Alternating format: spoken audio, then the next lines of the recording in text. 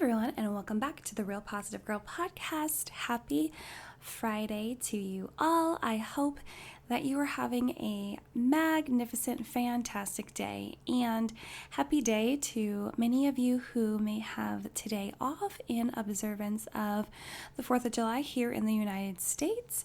I understand that my podcast is listened to people all over the world, and so you may not be celebrating this specific holiday today as we may be. I mean, we're not celebrating it until tomorrow, but like I said, today it is observed. So a lot of people do have the day off of work. So if you do, I hope that you thoroughly enjoy it. And I hope that you have really fun plans. And if you don't, and you're just going to use it as like a rest day or relax day, I hope that you really enjoy that as well.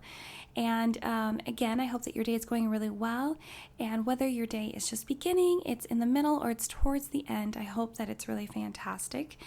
And remember that you always have the opportunity to do the 5-minute reset if you're having a bad day. And the 5-minute reset is to take at least 5 minutes alone, more if you have more time, to kind of reboot, reset, come back to baseline, and just restart your day from where it is.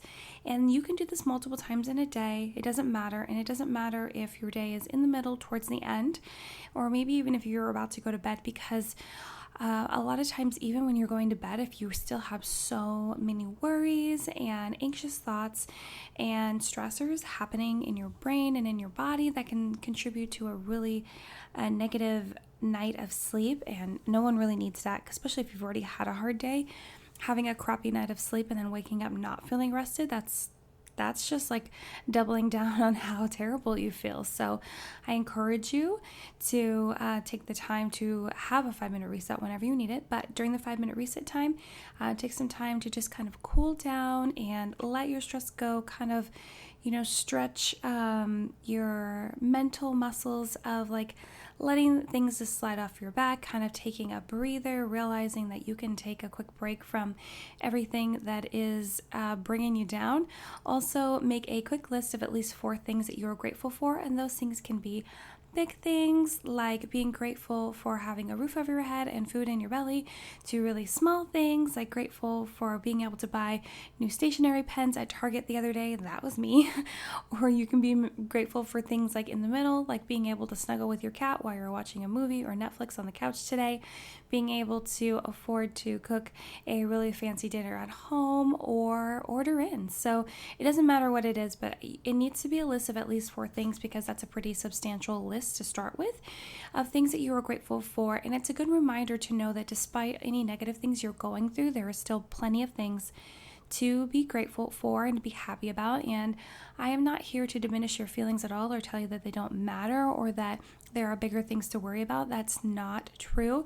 You have the right to feel and work through your emotions, but it's just a good reminder. It kind of helps your mindset change and shift and not continuously hang on these negative and terrible things that are happening to you currently. Also, if you have the opportunity, make sure you take some time to problem solve whatever crap is going on in your life, so that you are able to have a good rest of your day and a good day tomorrow. But the main point of the 5-minute reset is to be able to walk away from it feeling at least neutral, if not positive, about the rest of the day, and just know that tomorrow is going to be a better day, and not try to pin your mood on anyone else or share your negative mood and thoughts with others and cause them to be in a negative mood as well. So, but again, happy Friday. Just a reminder that this week we are talking about social anxiety, and today, Friday, is the last day of the week and of this week's episodes talking about social anxiety.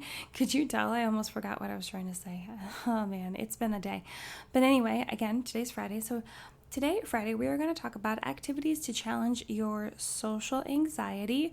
And this is really just things that you can use to challenge yourself in your everyday life and kind of help you overcome your social anxiety struggles. So let's go ahead and just jump right in. I thought it would be fun to end the week with a challenge that you could do on the regular. Today I want to give you some experiences to use to challenge yourself and aid in your recovery for social anxiety. By engaging in these activities, you can work on overcoming your fears and social anxiety struggles. Let's begin with things you can do if more of your struggles have to do with direct one-on-one interactions. So you can maintain eye contact when speaking with someone, which is such an important listening skill that everyone should actually practice. If you don't do that, even if you don't suffer from social anxiety, that you should definitely work on that. Everyone should. Ask a friend or coworker out to lunch. So that would be a definite direct one-on-one kind of hangout conversation kind of situation. And if those things make you nervous, which a lot of times those kind of things make me nervous, and it just makes me so anxious on what I'm going to say and how I'm going to say it, and wanting to come across as the best person that I can, try doing that. That'll definitely give you a challenge and kind of make you in a pretty uncomfortable spot if that is one of those things that is a big fear of yours, but it'll help to break you out of that fear cycle that you're in. Be the one that calls someone on the phone for a chat. I never do this because, just calling people, I immediately, even right now, thinking about it, I'm thinking, oh my gosh, like, what if they're busy? What if they don't want to hear from me? What if they don't answer the phone? What if they actually start screening my calls? It's like, it spirals down into this negative place, and I never call people.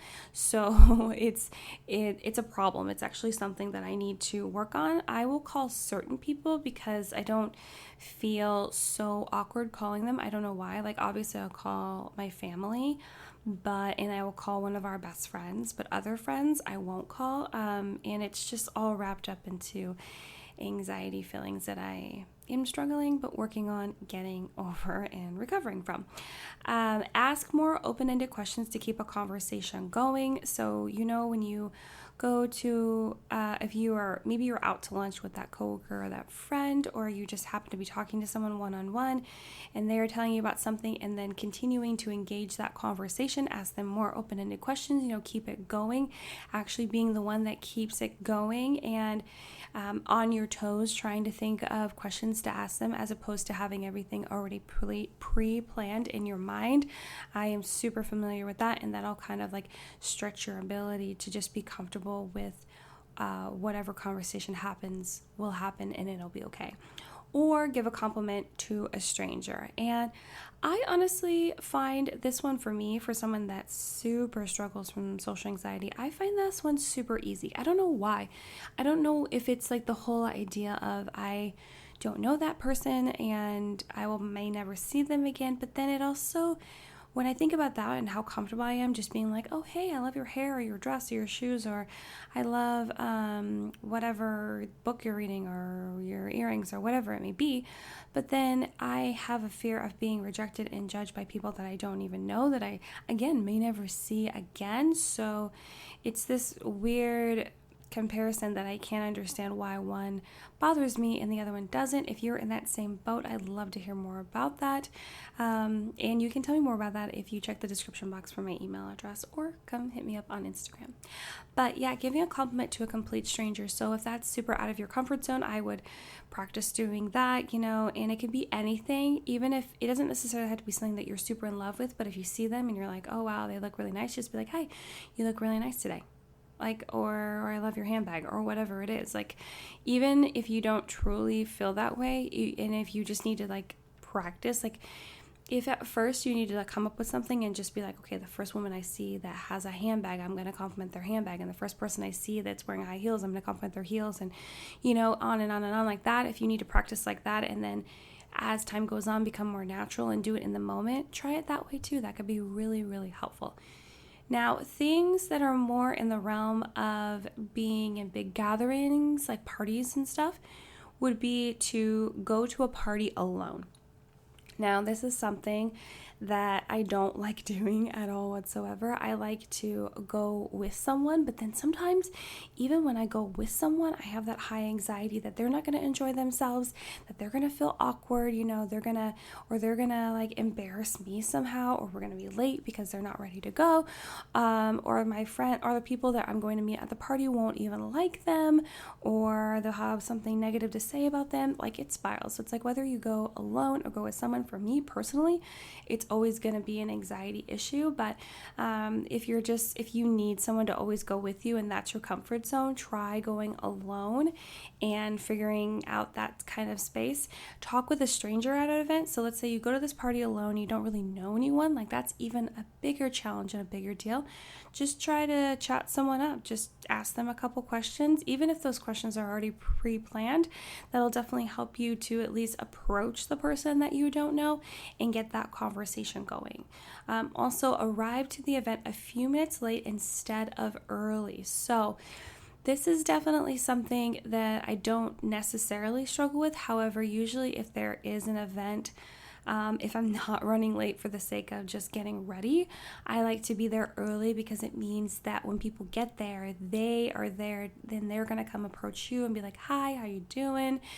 Because they're the ones coming after you. But if you are like one of the last people to arrive, you are kind of forced to go and engage people that are already there, that may already be in conversations. And then you're not like kind of having the time to prep before everyone shows up. So I encourage you to try to show up a little bit late if it's acceptable, you know what I mean? Like if it's something that you like really, really, really have to be on time because it's like a service or a very specific event that starts at that time, that's something different. But if it's just a party or a gathering, try to come later, try to be one of the last people there and just feel what that feels like, kind of figure out why and how that makes you uncomfortable so that you can recover and kind of heal from that and be okay with it. And then lastly, host your own event at your home. Now this may seem like a really big jump. You're like, what are you talking about? Like, I don't even want to go to other people's parties right now. Like, I get it. But as time goes on, you'll be able to do those other things that I've already listed. And then once you're able to do those other things, then you can have an event at your own home and, have to engage in conversation, have to like host the whole thing and kind of be doing multiple things at once. That is a great challenge for you to be able to kind of step outside of your social anxiety comfort zone. If your fears revolve more around being out in public spaces alone, try going grocery shopping alone when you need to purchase many items. So there's a difference between stepping into a grocery store to get like milk, bread, eggs, whatever it may be, and then having to go to the grocery store because you literally only go to the grocery store maybe every 2 weeks to get everything you need, and so you're out of everything, and so you have to be there for a significant amount of time. You have to shop many of the aisles, you have to review your list, you have to like get in the way of several people. So if you have an issue, and I don't mean issue in a negative way, if you struggle with being out in public alone, I would encourage you to go grocery shopping when you need a lot of things by yourself, just to kind of feel out that space, to figure out what specific things do scare you the most so that you're able to come up with a game plan to get over those things, whether it's the fear that someone's going to come up and talk to you and they kind of jolt you out of your train of thought of trying to find everything on your list. If you are afraid that someone is going to be super rude to you, if it has something to do with someone like touching everything and it's kind of like a cleanliness germ phobia kind of thing, then you can figure out a solution for that by bringing like hand sanitizer or wearing gloves if you want to. I know where I live, everyone's required to wear masks every single place you go, so that's already one part of protection, and they're required to offer you a way to sanitize your hands as well. But if that is part of the issue, then I encourage you to explore that more and more so that you can become more comfortable in that environment, especially if you are tasked with needing to go to the store by yourself for whatever reason, if there's like an emergency and it requires you to be there for a long period of time. Also, eat in a restaurant alone, that is such a big deal. And I honestly, that's something that I've done a couple times, especially when I worked in healthcare. There was a good portion of time where I worked in the evenings or I worked overnight. So when I did have my quote unquote lunch break, it was at like, I believe I took lunch at 1 or 2 in the morning. So I would go downstairs to the cafeteria, which in the hospital that I worked at, it was in the basement. And I would go down and I would actually sit at a table by myself. But even when I worked in the morning or worked day shift, I would still go to the cafeteria and sit at a table alone. And it was really awkward at first, but that's actually something I've gotten used to. There's been many times where when I worked at a different hospital, I would go and sit at the Starbucks alone, and I was completely comfortable with that. I'm actually very comfortable going to things alone. I've actually been working on that a whole lot.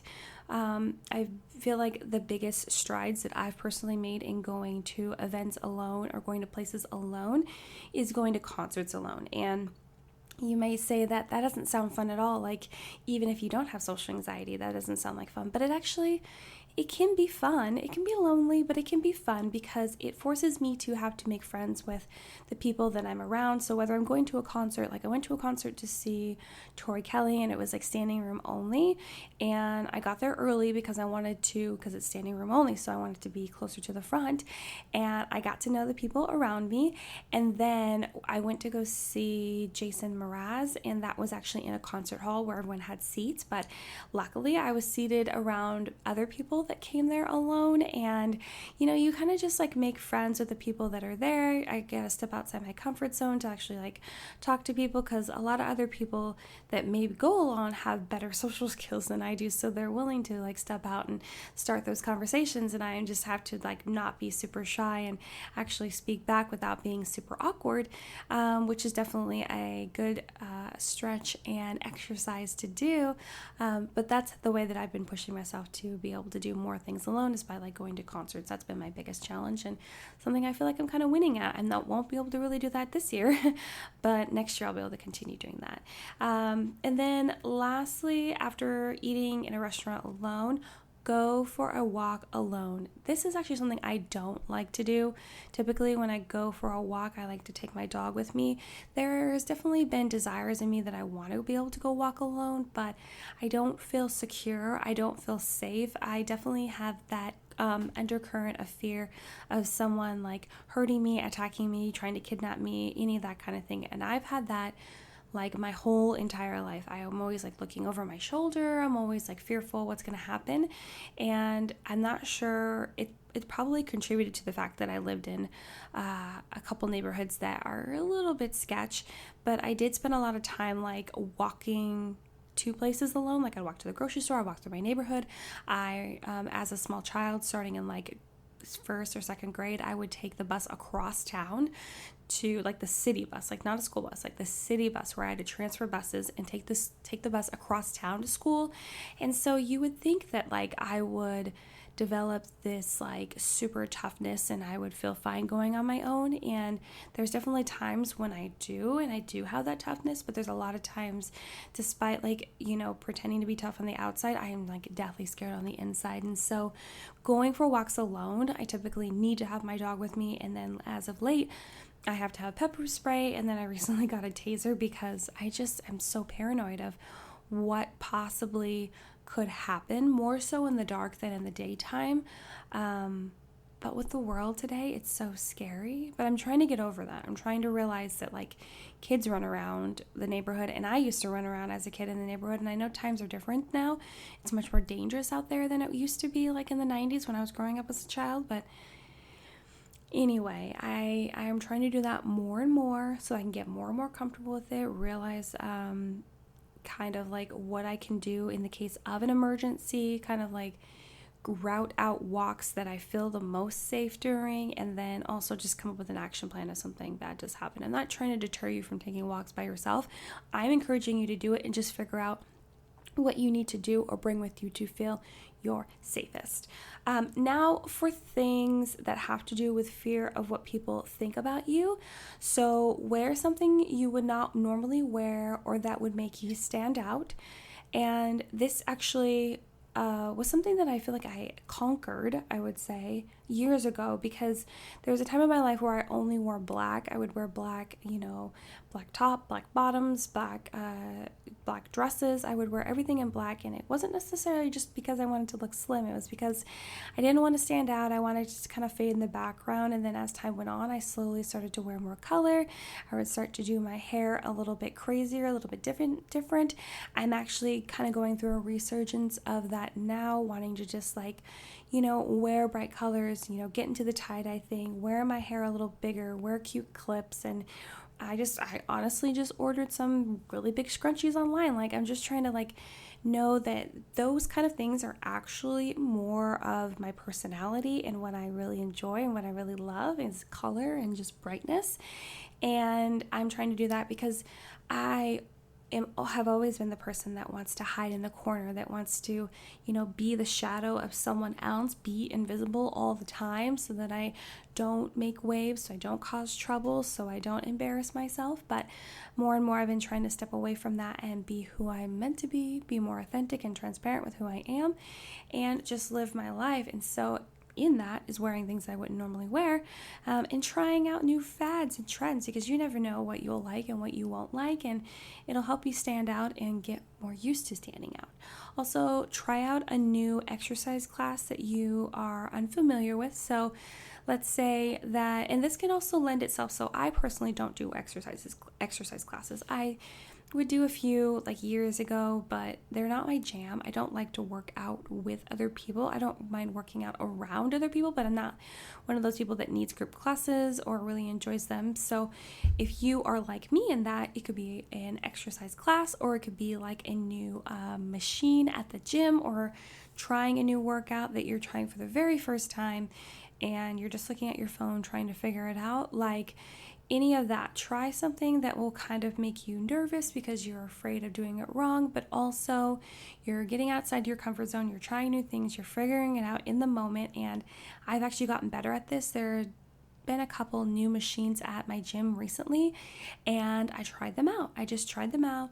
There's not a ton of people at my gym, but on the regular, but there's still some people, and there's still people that are looking around at everyone. So, but I tried it out anyway. I'm pretty sure I used it wrong despite looking up a video, but I tried it out and I was like, okay, I tried it out. I'll try that out again another time when I have more time to really figure it out. And it kind of helped me get over the fear of people like judging me, because either they're not going to care, or they're going to care enough to come up and like be like, hey, let me show you how this works. And that actually is super helpful. You might feel a little embarrassed in the moment, but you'll be super grateful that someone took the time out of their day to be nice and to kind of help you out with learning something new. So I feel like that's just like a win-win. Also, talk to someone about a topic that you don't know much about. This one is really difficult for me because I've lived my whole life like kind of like being a know-it-all, wanting to, talk about, loving to talk with people about things that I actually know a lot of things about, kind of wanting people to think that I have some authority or knowledge on most subjects when that's not really true. It's just more of me not wanting to come across as uneducated, stupid, like not worthy of being a part of that conversation. It's something that I'm still currently working on, because in the moment, I just, you never want to feel like you're left out of a conversation. It always reminds me of this episode of Friends where I believe Penn Teller actually guest stars on it, and he's at home and Penn Teller is coming to his apartment and trying to sell encyclopedias. Like, oh my gosh, that's such a throwback, because I remember seeing like infomercials of people trying to sell encyclopedias, and I believe we had a set of encyclopedias when I was growing up. Anyway, it reminds me of an episode of Friends because like he comes and he tries to sell Joey one, and Joey has this flashback of like being in conversations and not knowing how to contribute, and then Penn's trying to sell him an encyclopedia, so because he was like, do you ever feel like you're left out of conversations and that you don't know stuff? And so that's exactly how I feel. Like every time I think about wanting to be part of a conversation, I always think about that episode, because that's like the epitome of exactly how I feel. Like people are talking about things that are over my head that I don't understand. Also, it's super embarrassing to be like, hey, what are you guys talking about? Especially if they're deep in conversation. A lot of times I won't do that unless I am thoroughly interested and I'm like, okay, this conversation seems like it has time to break down and really break it down for me, but a lot of times not, kind of feeling it out. But even still, it actually will stretch your capacity to be comfortable with not knowing things if you're kind of the type of person like me, wanting to know everything, pretending like you know everything, and just admitting like I don't know a lot about this topic, but I'd love to learn. I'd love to hear what you have to say about it, asking more follow-up questions, telling them the assumptions and thoughts that you have, and then letting them correct you. It is so hard to let people correct you, but if you're able to accept correction and criticism, you will definitely be a stronger person for it. Let me tell you. And then lastly for this one, make a new friend. I am terrible at making new friends. I think most adults are really bad at making new friends if you don't socialize enough outside of your normal routine, because how are you supposed to make new friends unless you're making them on the internet, which I feel like is totally acceptable these days. But how are you supposed to make new friends in person if you aren't getting out there and like changing your routine and trying new things, unless it's like just a stroke of luck that you end up becoming best friends with someone you stood in line with at the coffee shop. And that's if you're actually in a physical coffee shop and not in the drive-through, where I feel like a lot of us are, at least I am. So, it's kind of difficult to make friends, but if you do have the opportunity to do that and it's something that kind of scares you, I would encourage you to try to create a new friend. Lastly, here are a couple random things to try that I didn't really know how to categorize, and I just kind of wanted to throw it out there. So, order something at a cafe or restaurant without practicing what you're going to say first. Am I the only person that does this? It's so difficult. A lot of times when I go to a restaurant and I don't know how to pronounce something, I'm that awkward person that holds up the menu and points to it and this is what I want, and then they'll say it and I'm like, oh, that's how I thought I was going to say it. Or I'll be like, ooh, I'm really glad because I did not know how to say that. Or a lot of times, even though I generally get the same thing when I go to Starbucks or something like that, I will rehearse in my mind how I need to tell them I want my coffee order, because I want to make sure that I don't stumble over my words, if I don't sound crazy, make sure that I say it the same way that I say it every single time so they understand, so that if they don't understand it, then I'm not the person in the wrong, they're the person that doesn't understand it, I'm not the person that looks dumb, and those kind of things. But I encourage you to maybe try to order something new, just get up there, make the decision, kind of step all over your words if you have to, but it'll give you the opportunity to learn how to flex and go with the flow right in the middle of having a conversation or telling someone something that you don't quite know until you actually say it out loud. Go somewhere you have never been before, even if it's in the city that you live in. So for me, I live in Vancouver, Washington, and for me that would probably be some random place up towards the north part of the city in Salmon Creek, and just go and check out a restaurant, which a lot in the future, or not in the future, in the past we have done that. We would go out of our way to find new restaurants to go to, and I was actually going to do that tomorrow, but most reservations are booked up because my husband and I were just going to go and try a different restaurant in the city across the river, and just try new things and kind of explore and have a new experience. And so I encourage you to do that. I encourage you to find ways for you to do that, just to kind of shake things up, step out of your comfort zone, but you're kind of still in your comfort zone because it's still in your city, but you're still taking a chance on not knowing exactly what's up, what could happen, what the outcome will be, what the experience will be, because it's something truly new. Talk to a stranger when you're out about any random topic. So let's say that you are standing physically in line in the coffee shop. Maybe you want to spark up a conversation about the weather or about a local sports team if you see that they have some sort of sports insignia on them, in their jacket or their coat or their hoodie or whatever it may be. Maybe you want to talk to someone while you're both standing in the aisle at the hardware store and you're both looking at, I don't know, tools to paint a room or something like that, or light bulbs or whatever it may be. Find a way to strike up a conversation with a stranger. This will help you become a better conversationalist for sure, and also not be afraid to talk to new people and just be able to improvise in the moment, which I feel is very, very helpful.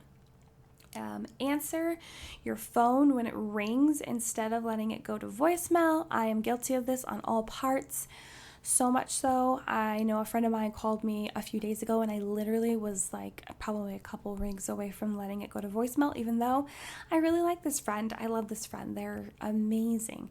But I have this fear of talking to them, feel like I'm going to have an awkward conversation. I'm not going to know what to say.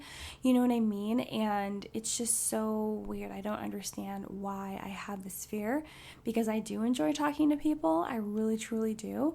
But I get afraid about what I'm going to say, how I'm going to say it, how it's going to come across. And when I really should just be grateful that someone's calling me and be really excited to talk to them. So try to do more of that. I'm going to try to do more of that. Respond to text right away as opposed to waiting several days. Totally guilty of this. And the friend that I was just talking about that called me recently a couple days ago, that was actually an issue. They had texted me and I just never responded. I have this really bad habit of, if I can't think of an instant response in the moment, I will put the text off. Even worse, I will have notification come up on my home screen of my phone and I'll just read the whole text, but it doesn't show that I've read it. There's no read receipt until I actually open it. And a lot of times I just won't open it if I've read it and I don't know what my response is going to be, and I can just let that sit off. And there was a time where the friend that I just spoke with on the phone a couple days ago said she texted me, and then I was going to text her back, but I just couldn't figure out what to say back. And then she ended up having to call me because she's like, wow, I just didn't know. You never got back to me. I tried to call your husband. There was no answer there, which is not a surprise. My husband rarely ever answers his phone unless it's for business. But it's just, it kind of makes people feel like you don't care about them enough. They're not important enough to you. And the thing that I am trying to figure out how to do more is that if I do not know how to respond to a text message right away, and I know in my mind already that I'm going to put it off for several hours or several days, that I need to respond back saying that, hey, I am not quite sure what to say about this. Let me get back to you soon. And I feel like that makes me feel really embarrassed because I feel like I should know whatever answer right away, but that's not true and that's not fair. And it's okay to not know things, and it's okay to be unsure, and it's okay to ask for more time. I encourage you to do that. So that's something that I'm trying to do. I encourage you to do that too if you struggle with that as well. And then finally, talk to someone about your social anxiety. This will definitely help you to step outside of your comfort zone. This will challenge you to really be able to describe it to someone in the best way possible. So let's say the first time that you do it, you don't quite get across the meaning and the points that you wanted to. The next time that you do it, you'll have that experience in the back of your mind, and you'll know how to fine tune it. And over time, the more people that you decide to tell, the better and easier it'll get to tell them and have them understand what you're trying to say, and then it'll just become easier. And I feel like, practice makes perfect in anything, in all of these challenges. And by doing these challenges and continually doing them on the regular, it'll get better and easier to do these things, and it'll help you to recover and overcome your social anxiety struggles. So I am going to end this episode right here, guys, and I hope that you really enjoyed it. And again, thank you for listening to the Real Positive Girl podcast. My name is Sabrina. I know this episode was super uber duper long today. We've hit over half an hour, and I don't think I've done that on any other episode ever, but I just really wanted to kind of go through each one of the challenges that I was mentioning to you, because I find that just spitting out information and not really going into detail can sometimes not be helpful. I know sometimes it can be helpful if you just have a list and you kind of interpret it the way you want, and you are still welcome to do that. But here I like to kind of break things down so it's easier for people to understand, and to just know my perspective, just to have a different perspective if it's different from yours. So I hope that you have a great day. I hope that you have a great weekend. And for those of you in the United States, I hope that you have a great 4th of July holiday. If you start celebrating today or just tomorrow or just the whole weekend, I hope you really enjoy it. And I hope that you guys come back next week for a new set of episodes for a brand new topic that I, again, never know what it's going to be until I know what it's going to be. So I hope you come back, and I hope you have a good weekend. But until then, and just a quick reminder, check the description box for notes for the show, my email address for any questions, comments, concerns, or prayer requests you may have, where to find me on Instagram, and where you can go to my website for more content. But until then, have a great weekend, have a great holiday, and I'll see you next time. Bye, guys.